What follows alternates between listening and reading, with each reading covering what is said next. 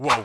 Qu'est-ce qui se passe au Real Madrid? Premier du championnat espagnol en ayant battu le rival de toujours, le FC Barcelone, dans le top 8 en Ligue des Champions avec 3 victoires et une seule défaite face à Liverpool. Pourtant, ce Real Madrid semble être en crise. Il y a énormément de cas. Le cas Xabi Alonso, le cas Vinicius, le cas Rodrigo, le cas Valverde, le cas Bellingham. Mais qu'est-ce qui se passe au Real Madrid? Depuis quelques jours, on a tout simplement l'impression que c'est la crise, que c'est l'apocalypse dans le club du Real Madrid. Et qu'est-ce que ça fait mal à mon Real Madrid de voir une équipe, un club autant désunis, autant séparés, autant divisés. Parce que oui, ce Real Madrid est divisé entre les pro-footballeurs, les pro-entraîneurs, les pro-clubs. On est perdu, on ne sait pas où aller. On a l'impression que tout le monde ne tire pas du même côté et ça ne va ne faire que ralentir cette équipe du Real Madrid qui, je le rappelle, est en construction. Et c'est la première chose que je vais dire dans cette vidéo. Oui, ce Real Madrid est en reconstruction. C'est un Real Madrid en transition. Avec l'arrivée de Xabi Alonso, on repart avec de nouvelles bases. Ce Real Madrid a encore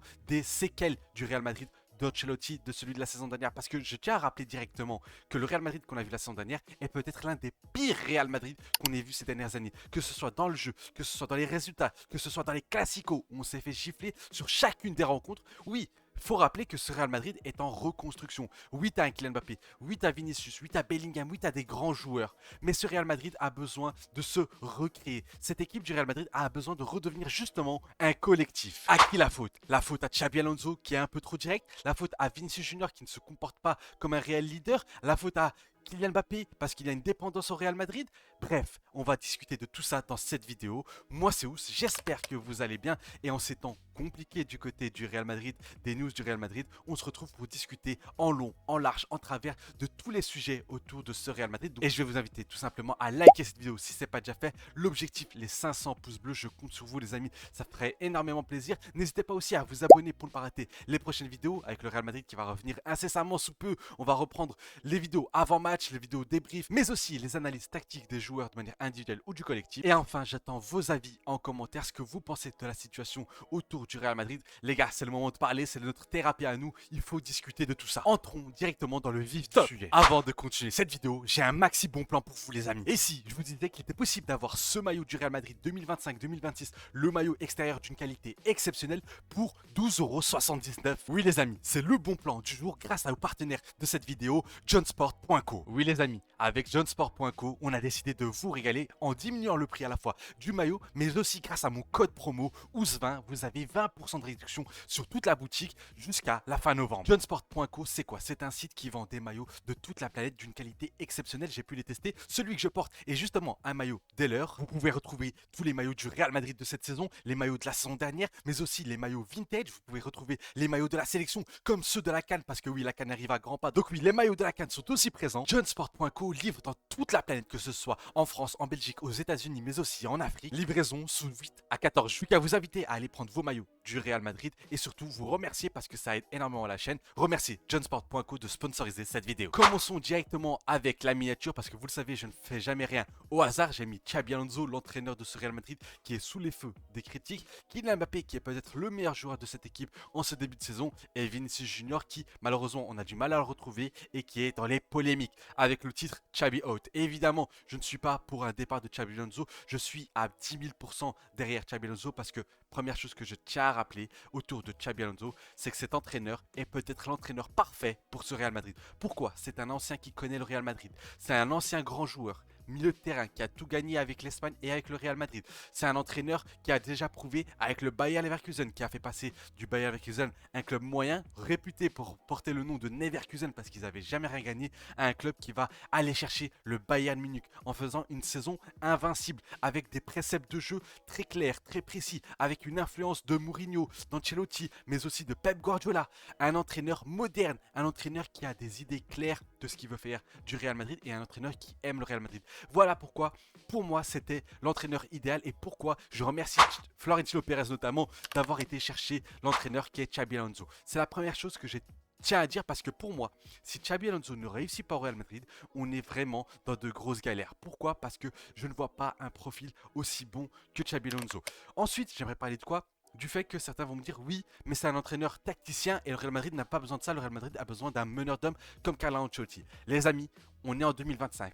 Bientôt en 2026, le football moderne a changé, comme le dirait un célèbre écrivain. Le football a changé. Aujourd'hui, On n'est plus dans la dépendance d'un joueur qui va te faire remporter des matchs comme cela a été avec le Real Madrid, notamment avec Cristiano Ronaldo à l'époque, notamment avec Karim Benzema, notamment avec Vinicius. Aujourd'hui, tu joues face à des équipes qui sont des vraies solidités en termes de collectif. Tu vois le Paris Saint-Germain de Luis Enrique, tu vois l'Arsenal d'Arteta, tu vois le Manchester City de Pep Guardiola, tu vois le Bayern Munich de compagnie. Ce sont des gros collectifs qui ne dépendent pas d'un seul joueur, c'est des collectifs qui dépendent du collectif justement, c'est une équipe qu'ils affrontent. On le sait, le Real Madrid est un club spécial, c'est un club où l'entraîneur est plus qu'un entraîneur, c'est un manager, c'est un meneur d'hommes. Sauf que ça ne suffit plus. Il faut un meneur d'hommes, je suis d'accord avec vous. Il faut quelqu'un qui sache gérer les égos du club, du vestiaire de ce Real Madrid, parce qu'on le sait, entraîner le Real Madrid, et ça a été dit par de nombreux entraîneurs, c'est un métier à part d'entraîneur de football.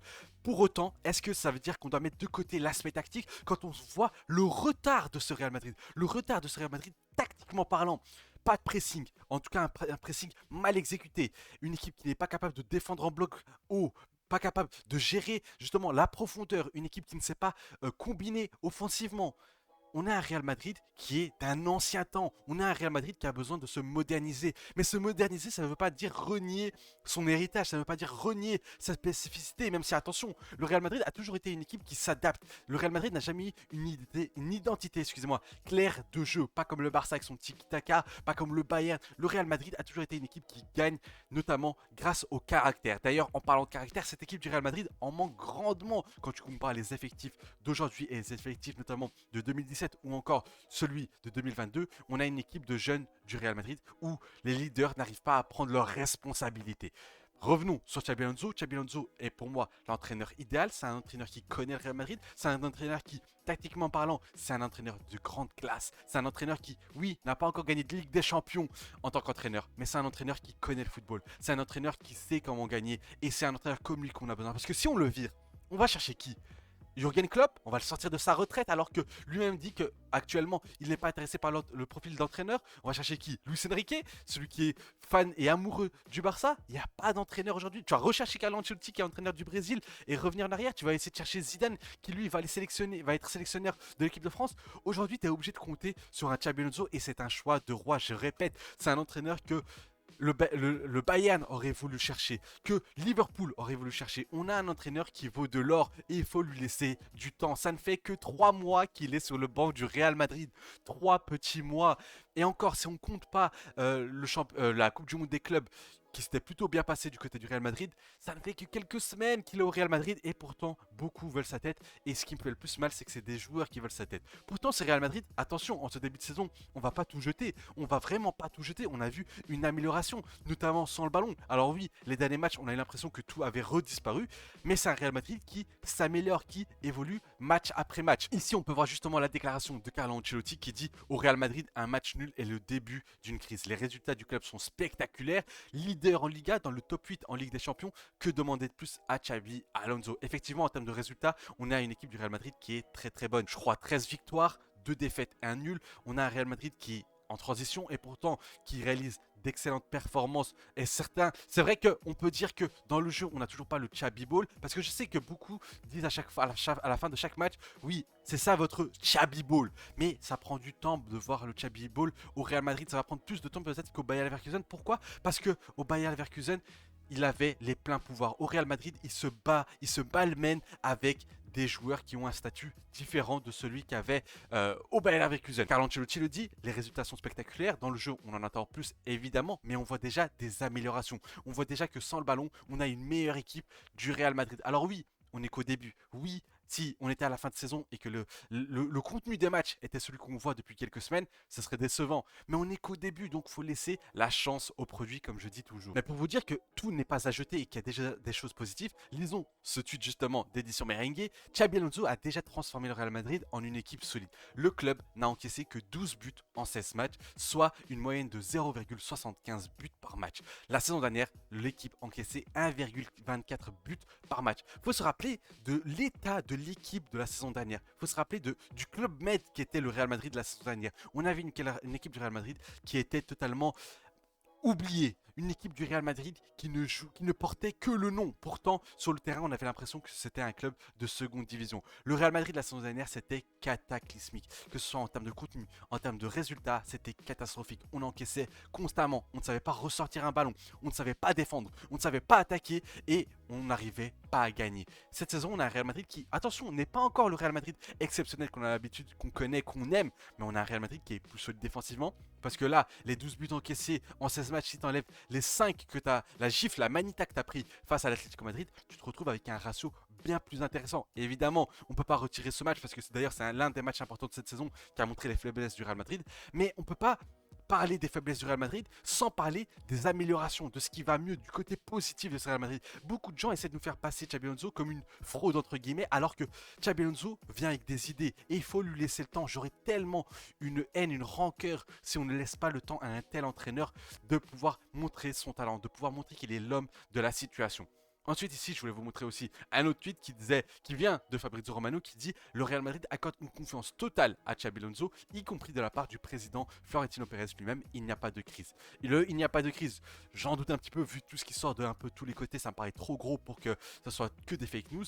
Mais le fait que Florentino Pérez soit derrière Xabi Alonso est une condition sine qua non pour imaginer, pour rêver d'un Real Madrid meilleur. Pourquoi? Parce que Xabi Alonso va devoir avoir le soutien de ses dirigeants, le soutien de Florentino Pérez pour pouvoir apporter, appliquer ce qu'il a envie de faire.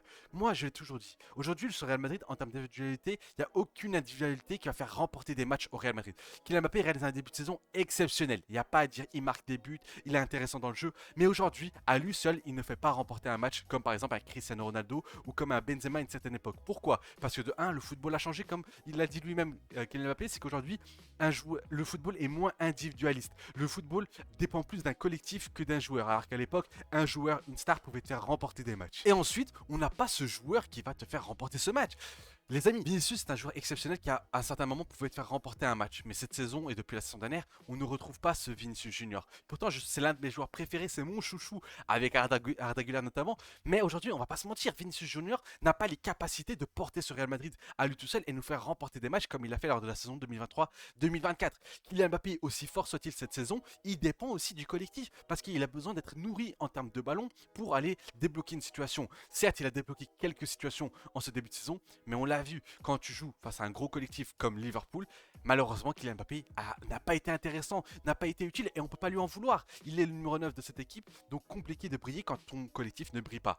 Donc voilà, très rassurant de voir que Florentino Pérez est derrière Xabi Alonso. D'ailleurs, on pourra parler un peu de Florentino Pérez, on peut en parler tout de suite. C'est que Florentino Pérez, si on est juste, si on est honnête, Florentino Pérez, il a sa part de responsabilité. Il a créé cet effectif qui est très intéressant avec Vinicius, avec Mbappé, avec du Rodrigo, du Bellingham, Tchouaméni, etc. Mais au final, ce qu'on se rend compte dans cet effectif, c'est qu'il manque beaucoup de rôles clés dans cet effectif.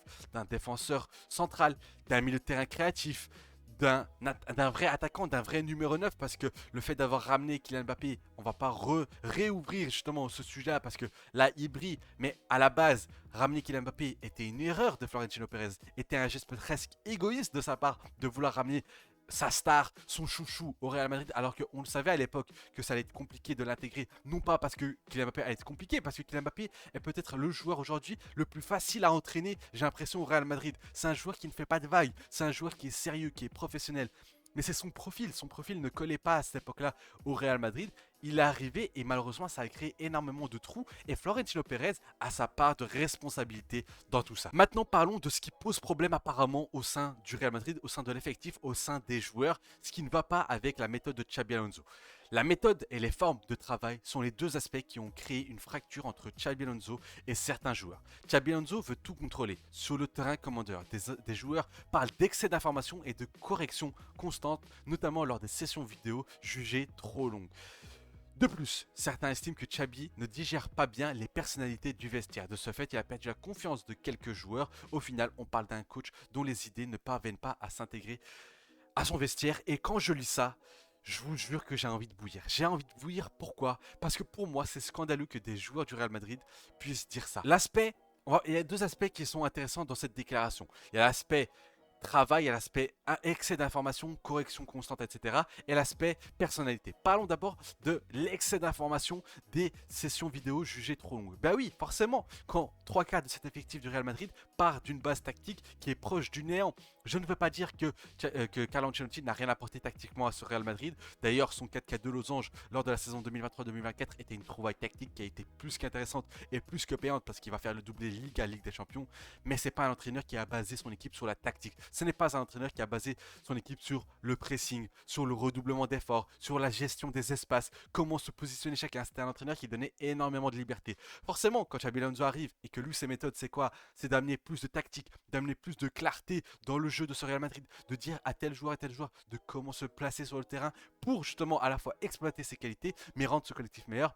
Ça pose problème. Et quand je lis excès d'informations, des corrections constantes, ça me fait de la peine à voir parce que je me dis que ces joueurs-là ont été biberonnés dans un football qui n'est pas moderne et qu'ils ont besoin de se faire du mal. J'ai l'impression que les joueurs du Real Madrid ne veulent pas se faire du mal, ne veulent pas travailler, ne veulent pas avancer, ne veulent pas sortir de leur zone de confort pour justement aller chercher quelque chose de plus important. Et ça me fait extrêmement mal. Les joueurs du Real Madrid qui, moi c'est comme ça que je l'interprète, peut-être que vous l'interpréterez autrement, qui ne veulent pas travailler parce qu'apparemment la saison dernière c'était le Club Med avec des joueurs qui partaient à Ibiza pendant des entraînements. Bon, ça encore une fois, faut prendre avec des pincettes, c'est Romain Molina qui a dit ça.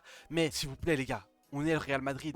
En fait, cette équipe du Real Madrid manque de travailleurs, manque de bosseurs. Qui sont les bosseurs de cette équipe? On avait Vinicius qui était un extrême gros bosseur, mais aujourd'hui, quand je vois que tous les joueurs remettent en question chacune des décisions de Xabi Alonso, alors que je rappelle que cette équipe du Real Madrid a été pitoyable la saison dernière, ça me fait me dire que ces joueurs ont un statut et ils estiment que ce statut les protège de tout, alors que non.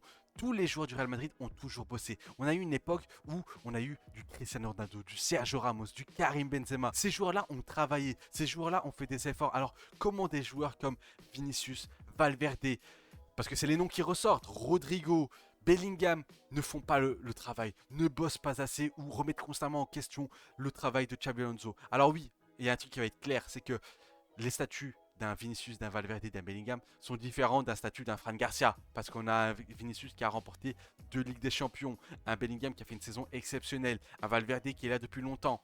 Mais aujourd'hui, tu dois faire confiance à ton entraîneur. Si il faut prendre un entraîneur qui a remporté la Ligue des Champions pour avancer, ça veut dire que cette équipe du Real Madrid a tout simplement pris la grosse tête. En termes de vestiaire, de personnalité, on le sait, c'est compliqué d'entraîner au Real Madrid. Xabi Alonso, effectivement, ça c'est peut-être le point noir de Xabi Alonso, c'est que peut-être qu'il aurait dû aller plus délicatement avec cet effectif de starlet. Ça me fait mal de le dire, mais c'est un effectif de starlet. C'est une équipe de diva. Et du coup, Xabi Alonso aurait peut-être dû, entre guillemets, y aller plus mollo en termes de gestion d'effectifs, en termes de management, comme l'a fait Carlo Ancelotti. Mais sauf qu'avec Carlo Ancelotti, on était dans une extrême. On était dans le manager par l'excellence. On était dans celui qu'on appelle le manager des stars. Celui qui soufflait aux oreilles des stars. C'est l'un des noms des livres de Carlo Ancelotti. C'est quelqu'un qui était parfait avec les stars, qui savait comment les gérer. Xabi Alonso sait gérer son vestiaire. Il l'a fait au Bayer Leverkusen, mais forcément, c'est pas le même statut qu'il avait en termes de joueur Real Madrid. Leverkusen, c'est le jour et la nuit. Mais quand je vois toutes les critiques des joueurs envers le travail de Xabi Alonso, mais quand je vois cette stat, la distance parcourue par les joueurs du Rayo Vallecano et du Real Madrid, Rayo Vallecano 113,5 km et le Real Madrid presque 10 km de moins, je me dis c'est scandaleux. Cette équipe du Real Madrid ne se fait pas de mal. Beaucoup de joueurs dans cet effectif ne se font pas du mal et ça, c'est totalement scandaleux. Je ne peux pas me dire qu'on est au Real Madrid et que ces joueurs ne courent pas. Au Barça, ça court. Au PSG, ça court. Au Bayern, ça court. Au City, ça court. Liverpool, ça court. Pourquoi au Real Madrid, ça ne court pas? Pourquoi les joueurs du Real Madrid s'estiment avoir le droit de ne pas courir? Pourquoi? J'aimerais juste comprendre qu'est-ce que ces joueurs ont de plus que tous les autres pour ne pas courir, surtout quand il n'y a pas de résultats. Si au moins il y avait des résultats, si au moins on voyait que ce Real Madrid écrasait ses adversaires sans courir, pourquoi pas? Messi est un joueur qui a marché sur la planète du football en marchant entre guillemets, parce qu'il y avait... Il apportait, il a remporté 8 ballons d'or, il a gagné des Ligues des Champions, il a gagné la Coupe du Monde, voilà. Mais ce Real Madrid qui, je vous rappelle que cette équipe-là du Real Madrid depuis 2 ans, qui a changé, qui a perdu Kroos, qui a perdu ses leaders, n'a pas vraiment gagné. Qui sont ces leaders du Real Madrid qui portent cette équipe du Real Madrid? Ça aussi c'est un débat, même en termes de caractère, cette équipe en manque cruellement. Ici, on a quoi? On a aussi une déclaration de El Chiringuito, je ne sais pas ce que ça vaut, mais Xabi Alonso a du crédit seulement jusqu'au match contre Manchester City en décembre. Il n'y aura pas de patience avec lui, et pour moi, si ça c'est vrai, on se trompe complètement. On se trompe complètement. Le jeu de Xabi Alonso, je vais changer d'image, le jeu de Xabi Alonso demande du temps. Moi, je pense que ce Real Madrid part de tellement loin qu'il faut justement lui accorder de la patience, du temps. Surtout qu'on voit des améliorations. Ce que je me tue et je me répète à dire depuis le début de cette vidéo, c'est que on voit les améliorations, on voit du changement au sein de cet effectif du Real Madrid et pourtant j'ai l'impression qu'on ne se comprend pas et ça me fait péter un câble. Je suis en train de devenir fou parce que je me dis mais est-ce que c'est moi qui suis fou ou aujourd'hui on est en train de céder des droits aux joueurs. Et parlons de ces joueurs parce que oui, il y a beaucoup aussi de viewers dans cette chaîne YouTube, de supporters du Real Madrid qui sont pour des joueurs. Parlons-en parce que ici on voit quoi? Xabi Alonso se retrouve en position de faiblesse au Real Madrid parce que oui, depuis quelques jours on lit des vertes et des pas mûres. On lit de tout en termes de news autour du Real Madrid. La direction serait prête à sacrifier le coach plutôt que de toucher à certains joueurs jugés intouchables. Et ben voilà, c'est comme ça qu'on va foncer droit dans un mur. On va parler directement Vinicius Junior. Le cas Vinicius Junior, c'est peut-être le cas le plus compliqué à gérer au Real Madrid ces derniers jours, ces dernières semaines, ces derniers mois. C'est un cas qui me fait mal parce que c'est un joueur, on le sait, il adore le Real Madrid. Ça me manque l'époque où Vinicius Junior marquait des buts et qui montrait le logo du Real Madrid pour montrer que justement il aime ce Real Madrid. Elle manque cette époque. Pourquoi? Parce qu'on est dans une situation compliquée avec Vinicius Junior. Pourquoi? Il y a eu l'arrivée de Kylian Mbappé. Attention, ce n'est pas de la faute de Kylian Mbappé, mais il y a eu l'arrivée de Kylian Mbappé. Il est arrivé avec un certain salaire. Peut-être le meilleur salaire du club. J'ai pas toutes les informations, mais je pense que c'est le meilleur salaire du club. Tu viens, tu passes directement devant qui? Vinicius Junior qui s'est battu pour avoir le statut de leader de cette équipe du Real Madrid. Pourtant, là, on arrive dans la prolongation de contrat. Pourquoi? Parce que le contrat de Vinicius Junior se finit en 2027. C'est-à-dire que là, en juin 2026, on est à un an de la fin de son contrat. Et les prolongations, on a l'impression que ça n'avance pas. Le clan Vinicius demande énormément d'argent. Florentino Pérez ne veut pas céder justement à toutes les demandes de Vinicius Junior. Et on se retrouve dans une situation très délicate où Xabi Alonso arrive et il va devoir faire jouer à la fois Vinicius mais aussi Kylian Mbappé. Tactiquement parlant, c'est déjà compliqué. Pourquoi? Parce que ce sont deux joueurs avec des profils similaires qui se ressemblent. Mais ça, encore une fois, je pense que Xabi Alonso a les qualités pour les faire jouer. Mais maintenant, en termes de statut, quand Xabi Alonso fait sortir notamment Vinicius lors du Classico. On le sait, c'est quelque chose qui a été très mal compris parce que il faisait l'un des meilleurs matchs de la saison, même l'un des meilleurs matchs des dernières saisons de Vinicius Junior. Il avait totalement lavé le joueur qui était Jules Koundé. Le côté gauche, il a vraiment fait du sale, il a été intéressant, il a été excellent, il a été même sensationnel, peut-être l'homme du match avec Jude Bellingham. Et il sort, ça crée la polémique, la fameuse polémique où il rentre dans le vestiaire. Là directement, gros problème parce que Vinicius, aussi fort soit-il, Vinicius avec le statut qu'il veut avoir au Real Madrid, Vinicius Junior avec tout ce qu'il a fait au Real Madrid, rentrer au vestiaire à ce moment-là, montrer son désarroi, montrer son incompréhension est une chose, mais rentrer dans le vestiaire, pour moi, était une chose scandaleuse. Oui, il ne méritait pas d'être remplacé, mais ce qu'il a fait à ce moment-là, c'est vraiment entacher aussi l'institution du Real Madrid. Attention avec tout ce qui se passe autour des joueurs, parce que là on parle de Vinicius, on va parler de Rodrigo, mais aussi avec le père de Bellingham. On est en train de petit à petit retrouver quoi? Retrouver le Paris Saint-Germain, mais pas le Paris Saint-Germain qui a été chercher à la Ligue des Champions la saison dernière, le Paris Saint-Germain qui faisait n'importe quoi avec toutes ces stars. J'ai l'impression que ce Real Madrid est en train de craquer et de céder justement à cette partie-là des joueurs qui vont prendre en otage le club, et c'est pour ça que cette déclaration-là, la déclaration de la direction serait prête à sacrifier le coach plutôt que de toucher au joueur, pour moi ça coulerait le club. Maintenant Vinicius, qu'est-ce qu'on peut faire avec le cas Vinicius justement? Pour moi Vinicius Junior, bon, il faut le prolonger parce que c'est un joueur qui est exceptionnel, c'est un joueur dans les grands jours qui est sensationnel, mais c'est un joueur qui doit aussi apprendre à gérer ses émotions, apprendre en fait ce qu'il fait porte à confusion. En fait, ce qui l'exprime, ce qui montre sur le rectangle vert quand il s'agit, quand on voit la déclaration qu'il a fait notamment face à Rayo Vallecano où il dit c'est pas avec ces changements-là qu'on va gagner. Quand ce qu'il fait avec face au FC Barça en allant directement dans le vestiaire, c'est quelque chose qui met directement des bâtons dans les roues du club et de Xabi Alonso. Tu ne peux ne pas t'entendre avec Xabi Alonso, mais s'il vous plaît, respectez l'institution du Real Madrid. Ici, on ne parle même plus de Xabi Alonso. Pour moi, on parle directement de l'institution du Real Madrid. C'est un joueur que j'apprécie extrêmement.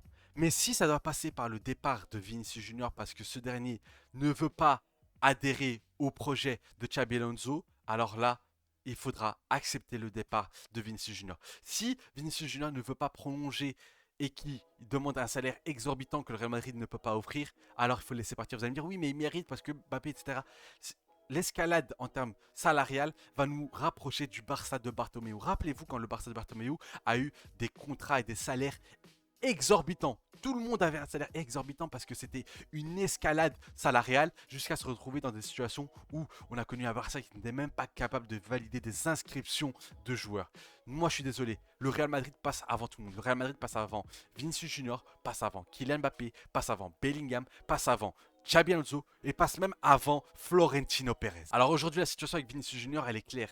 Il faut que Vinicius Junior retrouve son niveau. Il faut qu'il redevienne exceptionnel. Il faut qu'il redevienne ce gros joueur. Et surtout, il faut qu'il prolonge au Real Madrid. Parce que le Real Madrid doit tout faire pour le prolonger. Évidemment, quand je dis tout faire, c'est pas non plus tout lui céder. Et surtout, il doit se rappeler que même si c'est un grand joueur et qu'il en a fait énormément, il y a des joueurs beaucoup plus grands qui sont passés au Real Madrid. Parce que je vois tous les pro Vinicius. Et moi, j'aime beaucoup Vinicius. Je suis ni pro Vinicius, ni pro Mbappé, ni pro Bellingham. Je suis pro Real Madrid. Je vois tous les pro Vinicius. Les amis, on va pas tomber dans le joueurisme. On va pas tomber dans le pro Vinicius, pro Mbappé, pro Bellingham ou je ne sais quoi. Les gars, au Real Madrid, on a eu la chance de voir des Karim Benzema, on a eu la chance de voir des Cristiano Ronaldo, des Luka Modric, des Sergio Ramos, des Toni Kroos. Donc en termes de joueurisme, on aurait pu l'avoir avec bien d'autres joueurs. Ce n'est pas un joueur comme Vinicius ou Kylian Mbappé, aussi fort soit-il, aussi grand soit-il, qui aujourd'hui ne sont pas les meilleurs joueurs de la planète, même si voilà, avec Kylian Mbappé ça se discute, qui vont commencer à tenir en laisse ce Real Madrid. C'est ça que je veux dire. Oui, Vinicius Junior doit jouer, oui, il doit être prolongé, mais attention à ne pas craquer et ne pas céder justement à tous les caprices. Encore une fois, si ça se trouve, Vinicius Junior ne fait pas de caprice. Mais moi, je juge avec les informations qu'on a, avec ce que je lis. Et encore une fois, je ne suis pas anti-Vini, pas anti-Mbappé, je suis pro-Real Madrid. Maintenant, parlons d'un autre joueur qui, lui aussi, m'agace énormément, c'est Rodrigo. Oh, les amis, le cas Rodrigo, c'est peut-être le cas qui m'agace le plus. Je sais qu'il y a il y a une petite partie des fans du Real Madrid qui sont en mode, oui, il faut donner du temps de jeu à Rodrigo, oui, Rodrigo doit être en concurrence avec Vinicius Junior, s'il vous plaît. On parle d'un joueur qui n'a pas marqué depuis je ne sais combien de matchs, peut-être une trentaine de matchs sans marquer. On parle d'un joueur, moi je vais vous le dire, hein, je vais être très honnête, hein, on est passé d'un joueur sous-coté à peut-être le joueur le plus surcoté de la planète. C'est un joueur, on aime trop en faire sur lui, alors qu'il nous a jamais sorti une saison pleine, une saison pleine, une saison où il a été bon de A à Z, ou même de A à une autre lettre au milieu de l'alphabet. Il nous sort toujours quelques bribes de matchs où il est intéressant, 2-3 matchs où il nous montre qu'il est capable de faire des grandes choses, et après, on a le Fantominus qui redevient. On a un fantôme sur tout le reste de la saison. Et surtout, avec Rodrigo, il a le culot, lui et son entourage, de venir constamment pleurer dans les médias, aller réclamer des choses, faire des choses discrètes qui vont mettre à mal ce Real Madrid. Alors que, je vous le dis, Rodrigo est le joueur le plus surcoté des dernières années au Real Madrid. Ça demande à jouer à gauche en croyant pouvoir prendre la place à Vinicius Junior. Parce que oui, il y a beaucoup de gens qui disent oui, en potentiel, en potentiel, en potentiel. J'ai moi-même dit, en termes de potentiel, il a peut-être plus de potentiel que Vinicius Junior. Mais en niveau concret, sur le rectangle vert, il ne prend pas la place à Vinicius Junior. Je dirais même plus loin. Vinicius Junior, il pourrait jouer tous les matchs de la saison et Rodrigo pourrait jouer tous les matchs de la saison en tant qu'ailier gauche. Il ne lui prendrait pas la place parce que Vinicius Junior est un meilleur joueur de football que Rodrigo. C'est un joueur qui provoque plus, c'est un joueur qui est plus efficace, c'est un joueur avec plus de caractère et de personnalité. Et c'est ça qui manque à Rodrigo. Rodrigo est un joueur qui va se cacher derrière son potentiel, son talent, le fait que, on le sait, à gauche, il est très intéressant, mais il se cache toujours derrière 2-3 bons matchs, mais toute une saison, il n'est pas capable de tenir sur le côté gauche. Et là, on a quoi? On voit que son père est une personne qui va essayer de chercher à mettre des bâtons dans les roues du Real Madrid. Il a essayé de faire transférer son joueur tout en disant au Real Madrid qu'il ne voulait pas le transférer. Vraiment, toute l'attention qu'on donne à Rodrigo, je la trouve, elle est démesurée. Et heureusement que Xabi Alonso ne cède pas, même si beaucoup disent oui, même ces 20 minutes qu'il donne par match parfois à Vinicius Junior ne doivent pas être donnés. Je pense que quand même, il faut le garder en forme, entre guillemets, Rodrigo. Mais on va pas se mentir, ce Rodrigo-là, quand il rentre dans le match, l'entrée qu'il fait à Liverpool, l'entrée sans vitamine où il touche 10 ballons, il en perd 7 ou 6. L'entrée où il a zéro envie, il fait une entrée avec zéro envie. Et personne me dira, oui, mais il faut le comprendre, il est remplaçant. Ben, tu te bats. Il y a des joueurs au Real Madrid qui étaient remplaçants et qui se sont battus pour être titulaires. Pourquoi Rodrigo, aussi bon soit-il, ne va pas se battre. C'est ça que j'aime pas dans ce Real Madrid, c'est ça qui est englobé. J'entends même des cas avec Valverde apparemment qui lui aussi ne voudrait plus jouer latéral droit. Des cas avec Bellingham où son père voudrait pas que Bellingham joue au milieu de terrain mais plus très haut sur le terrain. S'il vous plaît, laissons les clés du camion à Xabi Alonso. Laissons-lui la chance, laissons-le voir s'il est capable de rendre la gloire à ce Real Madrid. Les amis, vous l'aurez compris, cette vidéo n'était pas vraiment une analyse concrète de ce que fait le Real Madrid, de ce qui ne va pas, etc. Mais plus une réaction à chaud mais aussi à froid entre guillemets de ce qui se passe au Real Madrid parce que vous pouvez le voir, c'est les news qu'on a eu là ces derniers jours. T'as l'impression que c'est l'apocalypse, t'as l'impression que les joueurs veulent tourner le dos à Xabi Alonso. Est-ce que Xabi Alonso a perdu une partie de son vestiaire? Peut-être qu'il a perdu quelques joueurs, mais ça c'est aux joueurs de venir récupérer cette confiance auprès de Xabi Alonso et pas le contraire. S'il vous plaît, ne soyons pas un club où l'entraîneur cède à ses joueurs parce que cet entraîneur connaît le Real Madrid. C'est un entraîneur qui a du talent, qui a du potentiel, qui est capable de ramener le Real Madrid très très haut et il y a déjà des changements, donc il faut lui faire confiance. Vous l'aurez compris, c'était une vidéo assez décousue, on a parlé de tout, on a parlé de plein de sujets. Évidemment, on va se retrouver très bientôt, notamment dimanche, pour parler de la suite de ce Real Madrid, donc je compte sur vous pour être présent. N'hésitez pas, encore une fois, à liker la vidéo si elle vous a plu, ça aide énormément. Merci encore une fois à John Sport d'avoir sponsorisé cette vidéo. N'hésitez pas à aller choper votre maillot pour seulement 12,79 €, encore une fois, le maillot extérieur du Real Madrid. Vous abonner si ce n'est pas déjà fait parce que ça aide énormément, notamment au référencement. Je vous dis à très vite, c'était Ous et un avis noyé dans la mer.